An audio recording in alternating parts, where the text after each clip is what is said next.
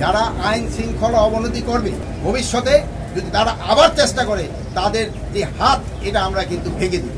এই যে ঘটনা ঘটছে এই জন্য আমরা একটা উচ্চ ক্ষমতা সম্পন্ন একটা তদন্ত কমিটি গঠন করব এবং এটা আমাদের সহকর্মীদের সাথে আলাপ করার।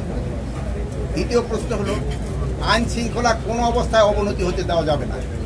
আমি আপনাদের সবাই সহযোগিতা চাচ্ছি। যারা আইন শৃঙ্খলা অবনতি করবে তাদের কোনো অবস্থায় আমরা ছাড় দিব না। আমরা কোনো অবস্থায় তাদের ছাড় দিব না। আমরা কোনো অবস্থায় তাদের ছাড় দিব না।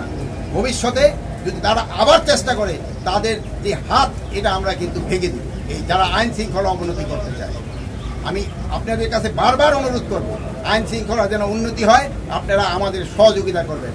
আমাদের আইন শৃঙ্খলার যে বাহিনীগুলি রয়ে গেছে তাদের সাথে সহযোগিতা করবেন, প্রশাসনের সাথে সহযোগিতা করবেন, জনগণকে বুঝাবেন যেন আইন শৃঙ্খলা পরিস্থিতি অটুট থাকে এবং ভালো থাকে এবং আস্তে আস্তে যেন আরও উন্নতি হয় এই চেষ্টা আপনারা করবেন। আপনারা সব সময় আমাদের পাশে আছেন, ভবিষ্যতে আপনারা থাকবেন।